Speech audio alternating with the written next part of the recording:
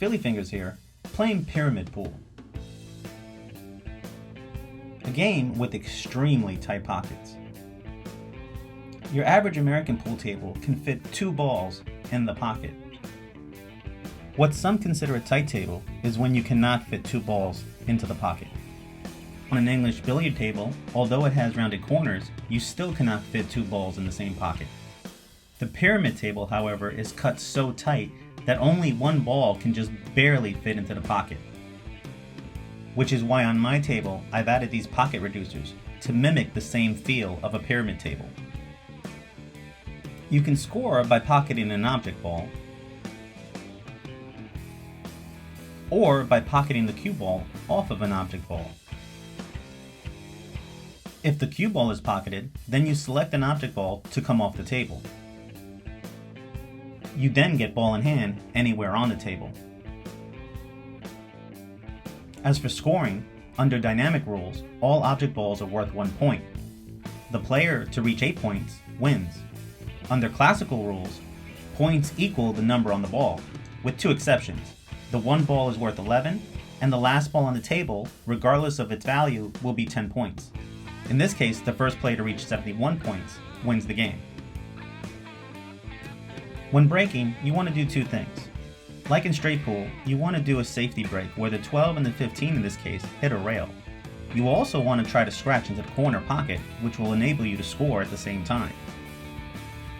As you see, I've scratched into the bottom corner.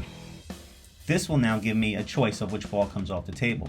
I select the 6, which under dynamic rules will be worth 1 point, and under classical rules will be 6 points.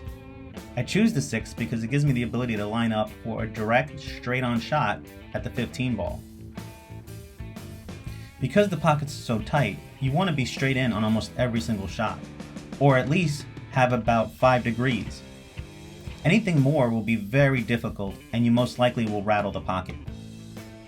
As I look around, I'm either going to always look for a straight-on shot, or a shot where I can carom the cue ball into the corner.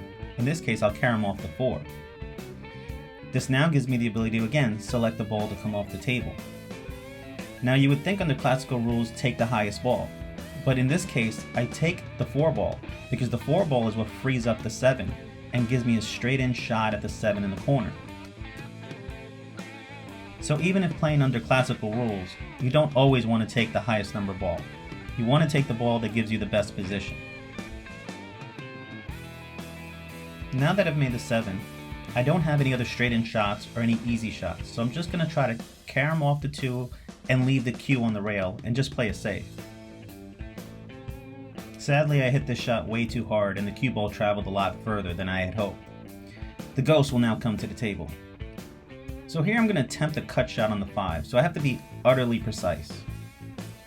So I make the 5, it was also a little bit of a two-way shot where I was hoping I could also scratch at the same time, and then in which case, I would score twice. Not only would I get points for the 5 ball, but I'd also be able to take another ball off the table.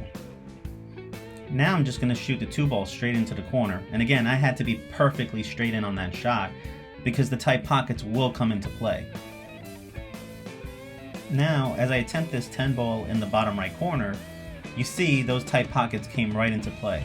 If you're off by just a little bit, it rattles right out. I now attempt the 12 ball and the same thing, just being off by a few degrees and the ball rattles right out.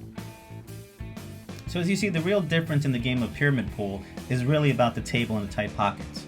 The standard rules themselves, they're a little bit of a hybrid of rotation or 15 ball and a mixture of Russian pool. So the game itself isn't hard, but it's these tight pockets and trying to navigate around the tight pockets that changes the whole complexity.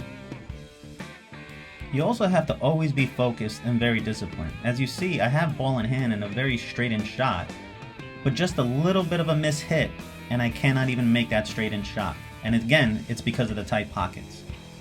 So every shot has to be very focused and very critical.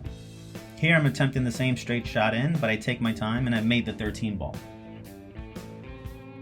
Knowing the table conditions and the speed of how you want to hit are also crucial. Sometimes you feel you want a soft hit, but other times you want to hit a little firmer so you could kind of compress the cushion and force the ball into the pocket. Here, I'm attempting to carom the cue off the 8 into the corner. And again, not being used to scratching sometimes, you kind of lose sight and lose focus. So I missed that by quite a bit.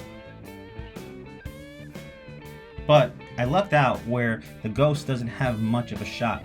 He's stuck on the 10, the 14 is also stuck on the rail. So all he can really do is try to either play safe or possibly try to carom back into the side pocket. Now lucky for me, he wasn't able to carom into the side pocket.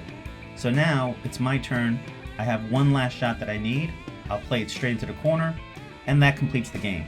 So under dynamic rules, I win with 8 points, and even under classical rules, I now have 71 points. So that's my take on Pyramid Pool. Till next time.